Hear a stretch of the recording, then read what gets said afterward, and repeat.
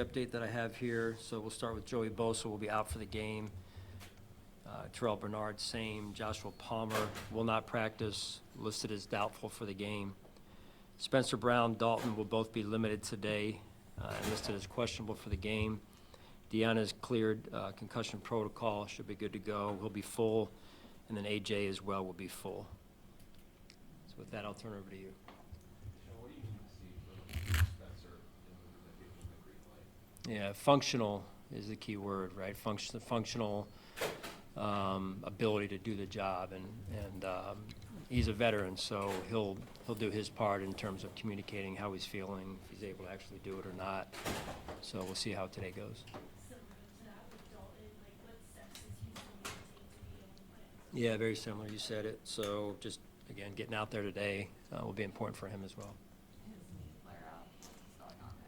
Yeah, the knee is, I'm going to give you the best description that I've been communicated about, is the knee was there early in the year, like training camp I'm talking about. Then it kind of went away because when his activity was moving around a lot.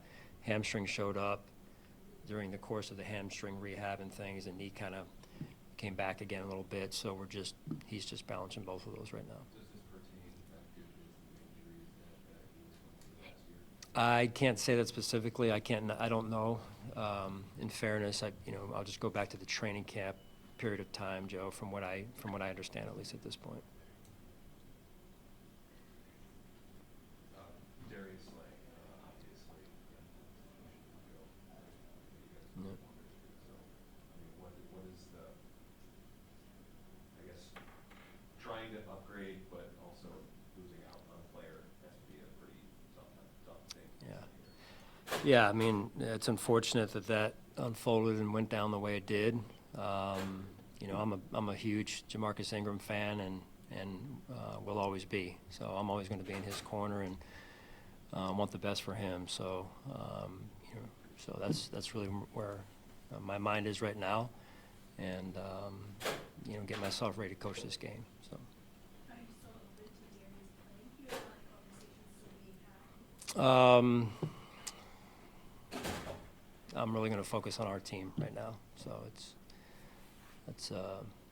focus on our team and coaching this game in a couple days here. So, and I wish him the best, and him and his family. So. I assume you were hoping to get Jamarcus back after you guys let him go. Yeah, sure, for sure.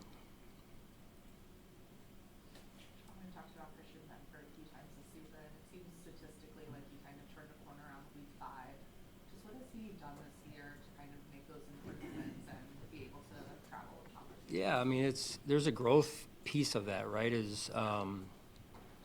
He was call it the field corner. There's a field and a boundary corner in terms of how the game gets played a little bit there, Catherine, and he was our field corner, and so then with that comes, okay, now you're going to bounce around the field to boundary, game to game, by game plan, what have you. So, that takes getting used to a little bit as well, and he's done a really good job over the course of the season growing into that type of position flexibility, if you will.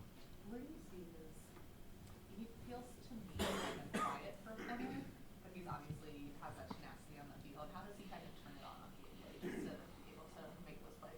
Yeah, I think that's the key. He's a little bit, maybe, as you said, quiet. That's introverted. Also, often gets used for people who are quiet. That's all, well and good. At the end of the day, he's a good football player, and he can flip the switch, and his teammates have a ton of love and respect for him. So I really admire his work and what he's been able to do since he's come here. Sean, you've got a lot of IR guys. I was hoping to wonder if any of these guys might be able to come back. Curtis, I know he's working on IR. Is there any hope that he's able to come back this year? It's not out of the question. Yeah, it's not out of the question. I believe there's a pretty good chance, Joe. So yeah. And then at Oliver, we've been seeing him more and more. Yeah. Have you gotten any update? I know we asked you on Wednesday. But No. you Yeah. guys- Yeah. No. It's there's a chance. It would be more after the regular season if we can get that far, right? So that's kind of the window where his window would open up right there. And then Landon Jackson. I don't believe that to be the case. Yeah, he's as far as I know, he's out for the year. Yep.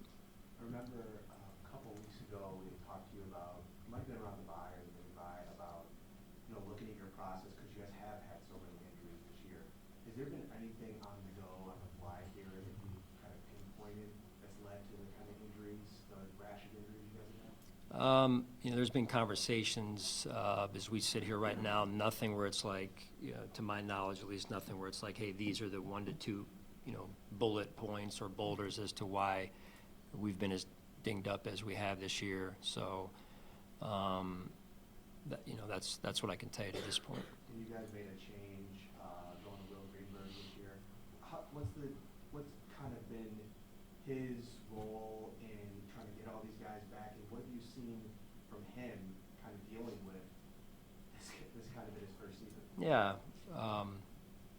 there's an experience factor when you go through these deals. Sometimes it's the first time for someone, Will being in this seat at the NFL level, at least for his first go around here, and he's been really receptive to questions, and he loves these players. He's committed to the process of helping us improve, and I know he takes it very seriously when things aren't maybe flowing as any of us would like, or as he would like, for sure in this case. So it's not just one area, though. There's, like I've said before, it's never just one player, one position. Sports science, there's, a lot of different areas that factor into the overall health and well-being of the team. So, but Will is committed to, as much as anybody, to finding solutions for us. And it's kind of tough because you mentioned on the radio about Dalton, about, this might be something, a little bit of a flare-up, where you try and get back from the hamstring. You talked over the years about availability and being the best ability. Mm-hmm. Is there a level of, I'm sure he's frustrated, like from your perspective, meeting one of your top players, there's just some frustration with not having him for big stretches? Well, and I think one of my first either meetings or press conferences when I showed up here X amount of years ago was availability is key, and you need to have your players available, and that's huge. But there's also an element of resiliency, and hey, next player has got to step up and do a job for us. So I'm feeling that toughness of our football team over the last couple of weeks in particular start to really rise to the surface, which is what we need. It's the toughness of our football team is what's going to drive us as we move forward here. With, as you said, a few of those injuries, so we don't have time to be feeling sorry for ourselves. We got to get ourselves ready for a big time challenge this weekend here. Sean, this is basically a playoff game for the Bengals here. They need a win. So how have you seen the urgency from your team? Because they're going to be pretty good coming in. Yeah, we respect their team. Good football team, well-coached football team, offensively very explosive. Got some big-time weapons over there. Our players, we understand the challenge. Our coaches, our team overall understands the challenge. Now it's more about us. After that is, we got to make sure that we're at our best, that we are where we need to be, and we execute, no matter who you play, right? So much of this is, at this part of the season is, what do we do well, and our level of execution and overall toughness as a football team. So that'll be important for us this weekend as well. Sean, it's our first time talking to you since Dion got the nomination for All-Star Game Yeah. of the Year. Heard you do that 4 years in a row. Just what does that say about his consistency in the community and on the field? Yeah, it's